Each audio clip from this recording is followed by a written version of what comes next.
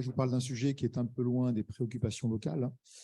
On a travaillé sur les services des récifs coralliens dans l'ère de l'Anthropocène. Donc, moi, je suis universitaire au laboratoire Marbec et j'ai une délégation à l'Institut universitaire de France. Et donc, j'ai piloté un projet Biodiversa qui va s'achever dans quelques semaines, quelques mois, qui a aggloméré donc 12 instituts qui a été co-construits avec des économistes, des sociologues, des ONG, des gestionnaires d'aires marines protégées. Donc ça, c'est important, hein, le projet a été entièrement co-construit et financé par 8 agences de recherche. Hein. C'est tout le bénéfice de Biodiversa, de pouvoir agglomérer des projets importants grâce à ce cofinancement de plusieurs organismes pour se mettre ensemble autour d'un même sujet qui était, nous, bien sûr, la gestion et le management des récifs coralliens dans un contexte de service aux personnes. Donc, la première ambition, hein, les ambitions ont été soulevées en partie par les stakeholders, ici les gestionnaires de réserve, hein, ça a été d'aller au-delà de la biomasse et de la biodiversité. C'est ce qui est classiquement fait dans les études sur les récifs coralliens. On essaye de prédire, de gérer deux aspects, biomasse et biodiversité. Donc nous, là, ça a été vraiment le challenge numéro 1, d'aller au-delà de ces deux services ou ces deux aspects des écosystèmes récifaux, en allant sur une notion de productivité. Donc c'est bien plus facile pour les systèmes agraires que pour le poisson, donc d'estimer une capacité des poissons à générer de la biomasse par an, par mètre carré.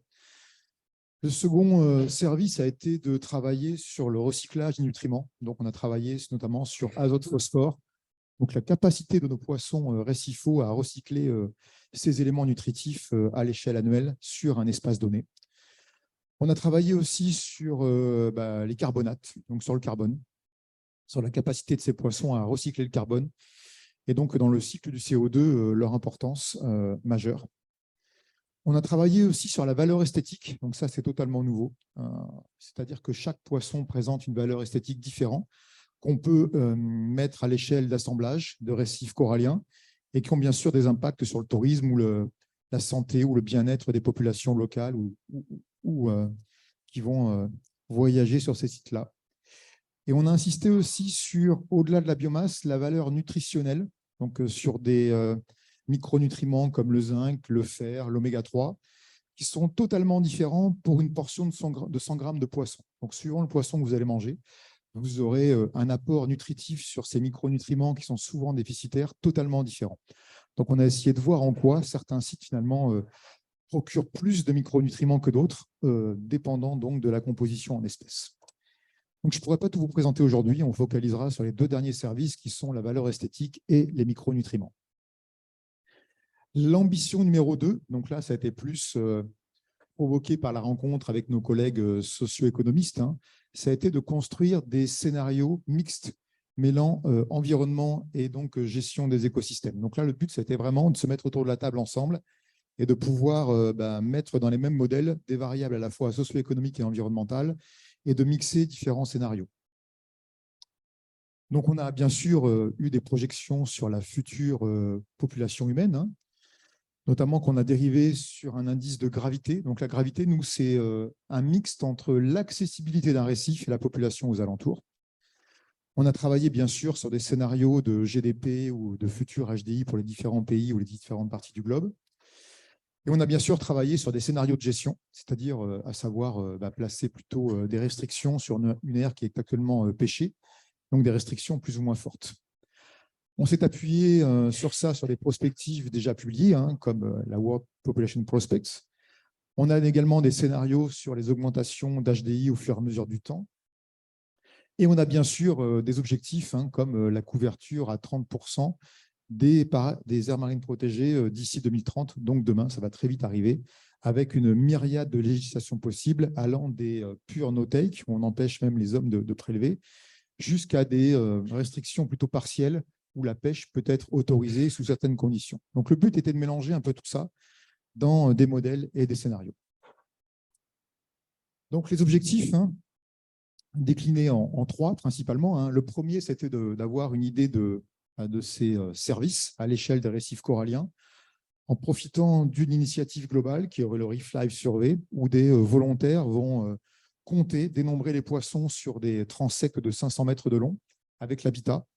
Et on a profité de ces 15 000 transects qui sont en train de se faire au fur et à mesure pour estimer les services sur les systèmes tempérés tropicaux à l'échelle globale. Le second, ça a été de déterminer les conditions dans lesquelles on peut obtenir ces niveaux de service, donc des conditions socio-environnementales. Et le troisième but, ça a été de faire des prédictions selon ces scénarios mixtes entre socio-environnement et puis, pourquoi pas, action de gestion. Donc, on va focaliser sur avant de focaliser sur un premier service, on va tout d'abord être sur le framework qu'on peut utiliser. Ça m'a fait un peu réfléchir hier, donc j'ai revu ma présentation ce matin. Donc là, c'est le framework NFF pour Nature Future Framework, avec ce joli cercle, enfin ces jolis cercles qui s'imbriquent en fait, avec une division des services ou en tout cas des contributions entre ce qu'on peut appeler l'intrinsèque, donc c'est Nature for Nature, en quoi la nature va procurer des services à la nature pour elle-même, des services plutôt culturels, donc non matériels, et des services directement en lien avec la société, donc des bénéfices qu'on a appelés pendant longtemps les écosystèmes services. Donc on a essayé, enfin j'ai essayé ce matin de replacer un peu nos 5 nouveaux services dans ce diagramme. Donc c'est forcément évident pour certains, comme la production de biomasse, la productivité des récifs. C'est en partie, en tout cas, bien sur le vert. On est vraiment dans un bénéfice aux personnes alentours, notamment au niveau des pêcheries. C'est un peu plus compliqué pour le nutrient cycling, donc il n'est pas évident à placer. Celui-ci, j'ai un peu plus de mal. On est à la fois nature for nature, parce que bien sûr, le fait de recycler va booster la production primaire et bien sûr tous les niveaux trophiques. Mais ces niveaux trophiques supérieurs vont ensuite bénéficier à l'homme, donc c'est un peu plus compliqué à placer, donc je le mets en jaune-vert. L'esthétique value, donc là, c'est assez intéressant. Donc là, on est plus sur la culture. C'est un phénomène d'interaction entre l'homme et la nature. Et sur tout ce qui est valeur nutritionnelle, on est en plein dans les services à l'homme avec des micronutriments qui sont parfois déficitaires. On peut regarder ça dans le framework plus classique des 3 NCP, qui sont matériels, non matériels, et plutôt des services ou des NCP liés à la régulation. Là, pour moi, j'ai un peu moins d'ambiguïté.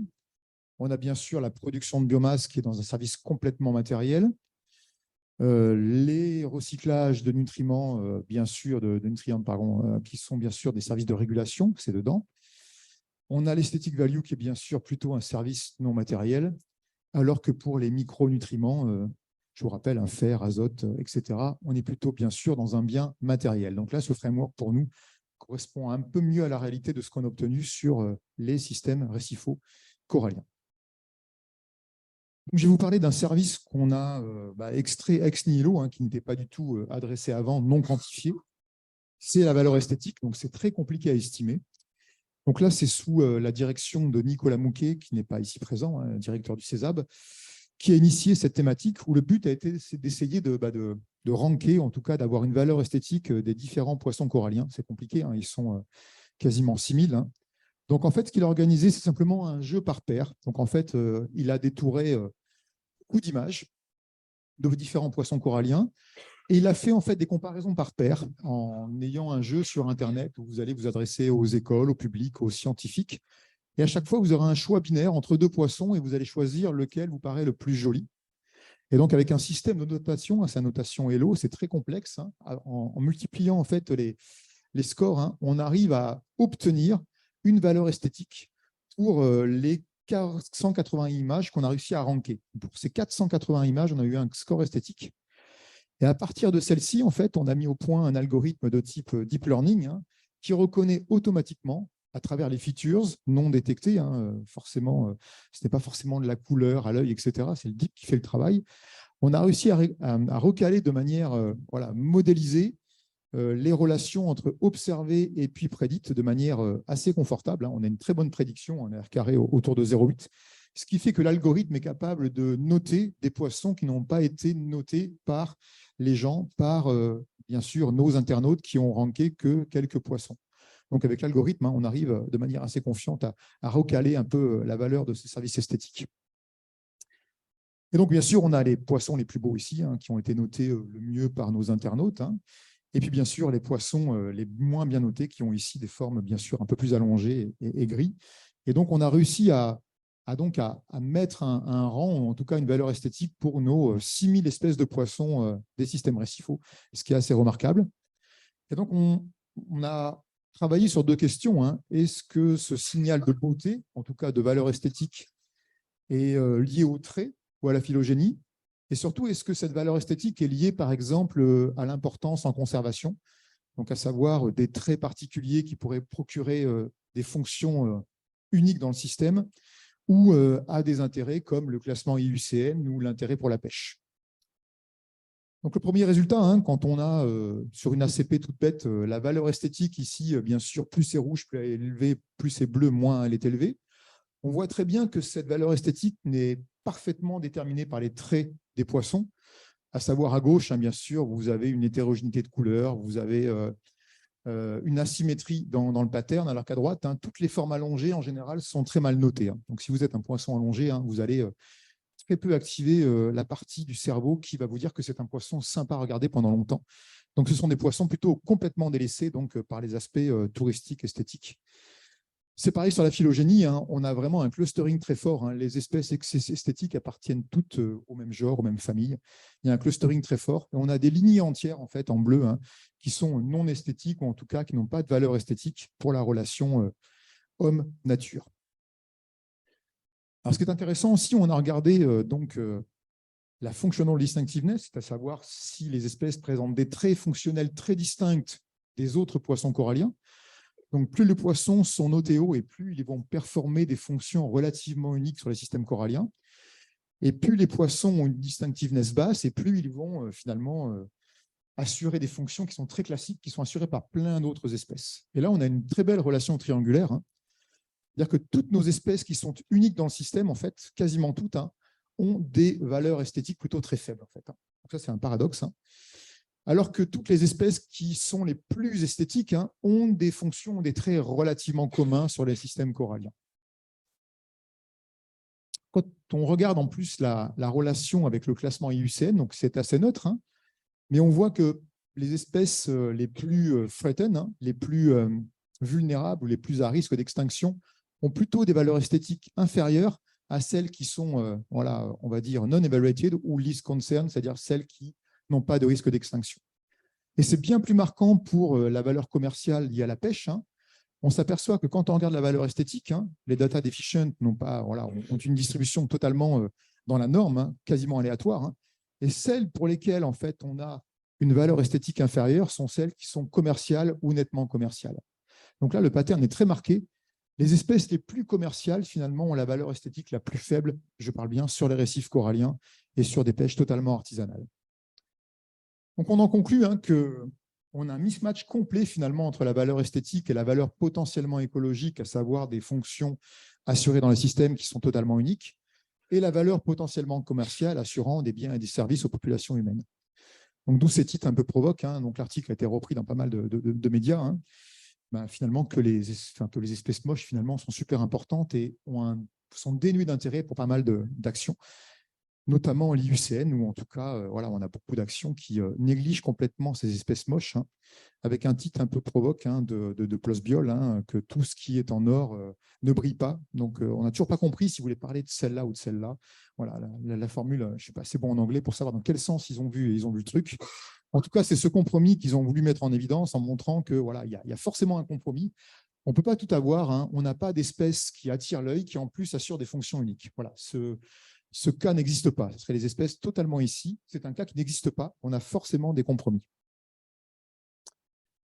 Le second cas d'étude, là aussi, on a commencé quasiment de zéro. Hein. La valeur nutritionnelle des poissons demande beaucoup de données.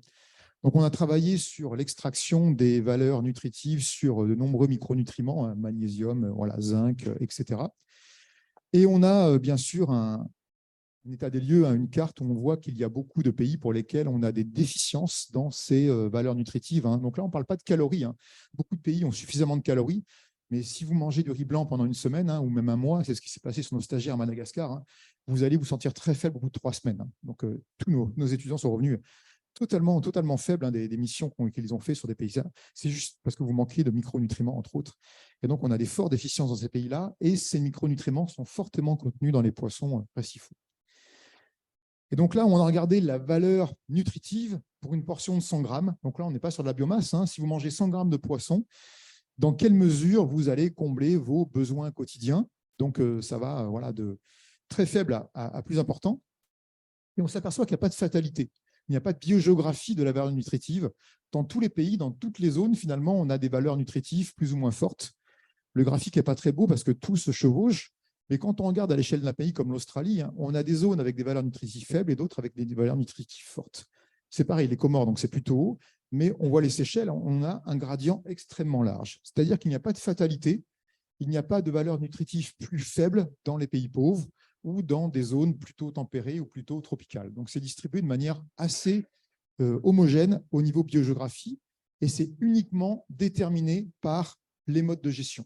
Donc là, on s'aperçoit en fait que le fait d'être plutôt voilà, brun ou vert, c'est uniquement par le mode de gestion, donc savoir si on a une aire marine protégée ou non, à cause simplement du fait que on a totalement des compromis sur les récifs coralliens. Donc je vais commencer par la droite, je suis vraiment désolé. Le premier pattern qui nous a étonné, c'est quand on regarde sur un récif, donc à l'échelle de l'ensemble des espèces qui les composent, hein, on a mis en regard un service non matériel comme le nombre d'espèces IUCN sur le transect. Donc on a quelques transects avec plus de 5 espèces classées sur liste rouge. La plupart des transects, bien sûr, ont 0 espèce classée sur liste rouge.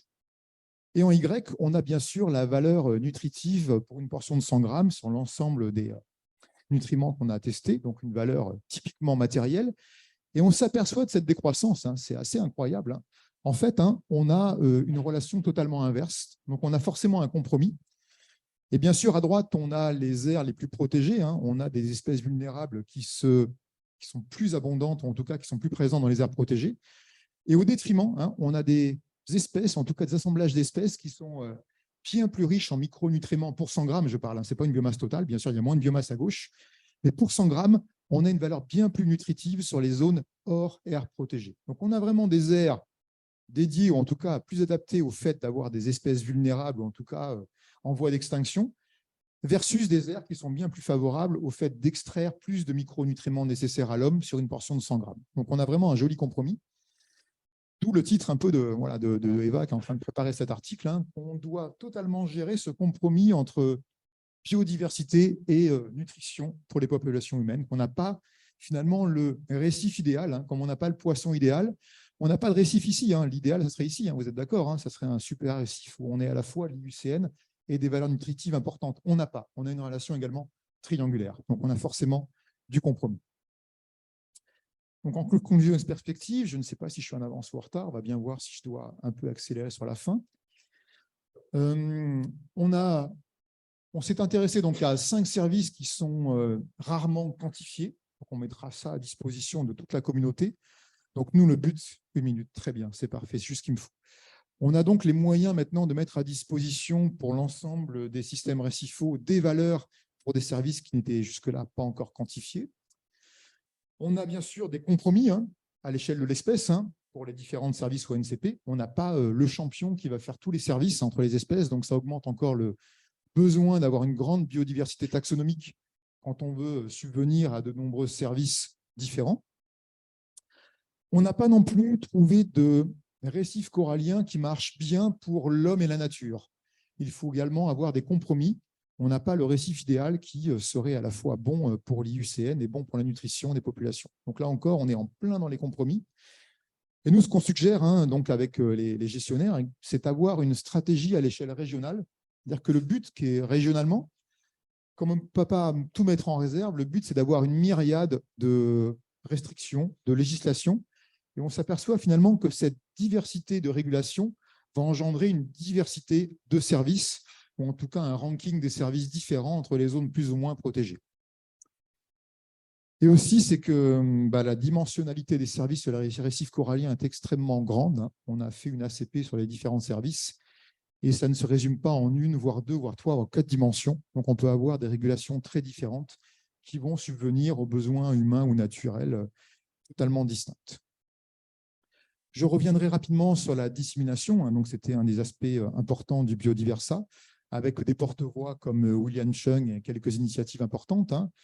On a beaucoup travaillé aussi avec les ONG présentes sur place à gérer les récifs quasiment au quotidien. Et on a profité aussi de plusieurs congrès avec des tables rondes pour partager nos résultats. Et là, nous, le dernier produit du Biodiversa, on sera un peu en retard comme la plupart des projets, je pense, c'est d'avoir des outils d'aide à la décision. Donc là, le but, nous, c'était d'avoir des modèles basés principalement sur du machine learning permettant de simuler des scénarios à destination des gestionnaires. Donc, par exemple, le premier modèle qu'on a mis au point, c'est celui qui va calculer finalement la biomasse en herbivorie. Donc, l'herbivorie, c'est un service de régulation sur les récifs, c'est le contrôle des algues qui parfois prolifèrent au détriment des systèmes récifaux, en tout cas des coraux. Et le but, c'était de se dire, en fait, on a une distribution globale de cette valeur d'herbivorie, des zones où il n'y en a quasiment plus, et des zones où on a un fort taux d'herbivorie. On a le panel complet à l'échelle globale. On va prendre, en tout cas mettre en place un modèle de type machine learning, faire des prédictions. On utilise bien sûr le côté espace pour un côté simulation de scénario pour ce qui va se passer plus tard. On a divisé cette valeur herbivorie en 4 quarts, pas sur des quartiles, mais en divisant par 4 simplement le range qu'on avait. On s'aperçoit par exemple qu'on avait 42% des sites qui avaient très peu d'herbivorie et 25% qui étaient en fort taux.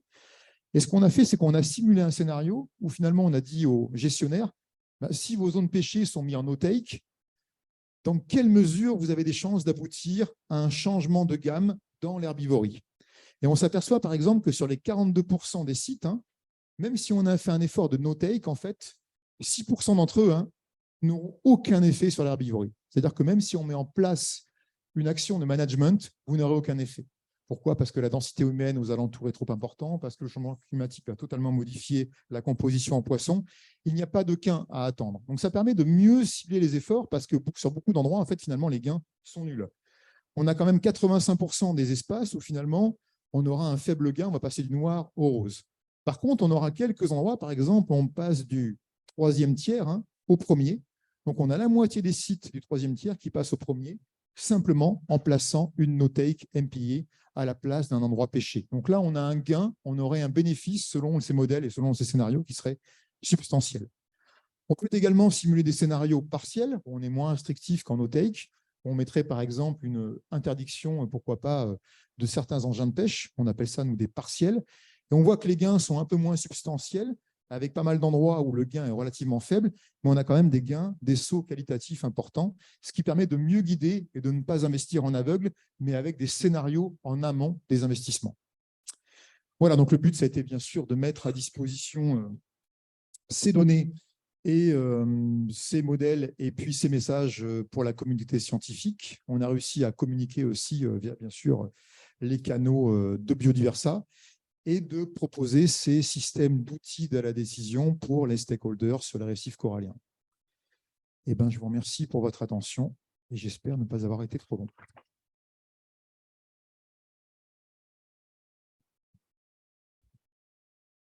Merci David pour nous avoir fait rêver avec ces jolis poissons. On a le temps pour une question.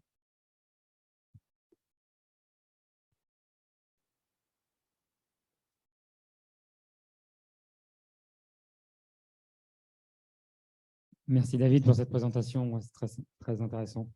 Sur le dernier point, là, c'est une chose qui m'intéresse, on parle souvent des no-take, des réserves intégrales pour gérer la pêche. Bon, c'est qu'un outil parmi d'autres et c'est un outil relativement récent. Il y a pas mal d'autres systèmes pour la gestion des pêcheries. Et ça pose un problème, on en a parlé hier et aujourd'hui, sur les populations locales, parce qu'avec les réserves intégrales, souvent, c'est des populations locales qui dépendent, notamment, comme tu l'as dit, pour leurs nutriments, pour leurs protéines, qui dépendent de ces pêcheries, qui se retrouvent à ne plus pouvoir pêcher parce que c'est devenu une no-take. C'est un peu ce qu'on appelle le colonialisme vert.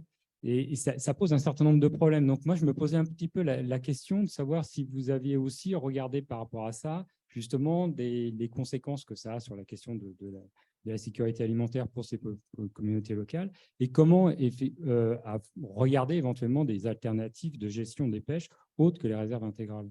Ouais. Donc ça, c'est un point essentiel. Comme tu te doutes, Jean-Marc, ça a été dans toutes les discussions avec les stakeholders. Nous l'avons WCS à Madagascar. On ne va pas empêcher les gens de pêcher. Et donc finalement, nous, ce qu'on a vu comme peut-être quelque chose d'un peu embêtant, qui est le compromis, en fait, qu'on a montré là. Finalement, c'est peut-être une bonne nouvelle d'avoir ce compromis parce que ce qu'on leur a dit, c'est… Regardez, donc là, on est dans des refuges ou des sanctuaires. Ce sont les zones où on a le plus d'IUCN. Donc ici, c'est plutôt du requin, du mérou, les espèces les plus en danger. Mais enfin, finalement, on leur a dit, même s'il y a de la biomasse, finalement, cette biomasse, en termes de micronutriments, c'est là qu'elle est la moins rentable pour vous si vous avez des déficiences, en fait. Et donc, on est plutôt dans un patchwork ou dans une mosaïque de restrictions plutôt que dans des restrictions pures. Donc moi aussi, d'un point de vue dogmatique, je serais pour mettre des grandes aires marines protégées, no take partout. Hein. Mais je suis en train de vraiment revenir sur tout ça. Ça m'a fait beaucoup évoluer ce projet en disant qu'en fait, finalement, peut-être qu'une myriade de protections et des petites aires marines protégées qui constitueraient des sanctuaires à certains endroits donnés et des zones de pêche finalement qui procurent beaucoup plus de micronutriments seraient plus adaptées, avec bien sûr, comme tu te doutes, hein, au milieu, toutes les modes de restriction intermédiaires qui seraient notamment sur les engins. On s'aperçoit que les engins, notamment sur les récifs coralliens, quand on détruit l'habitat, il n'y a plus rien. Par contre, un habitat bien géré continue à être productif. Donc, on se bat plus maintenant sur le choix des engins, sur la sélectivité, plutôt que sur des fermetures strictes, surtout dans des pays où c'est totalement inopérable. On est entièrement d'accord avec ça. Merci David. Une micro-question. Ophélie, une micro-question.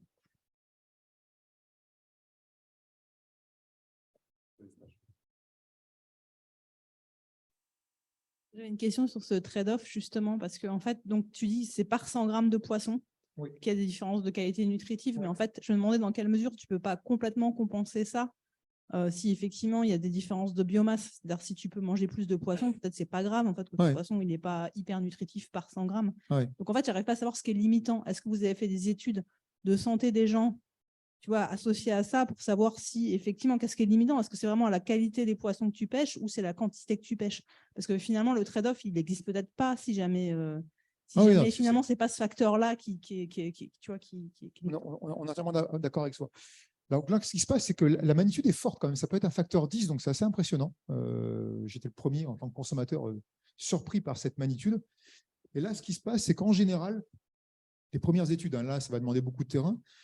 Quand on est à Madagascar, on s'aperçoit qu'à chaque fois, ils gardent une sorte de portion en biomasse.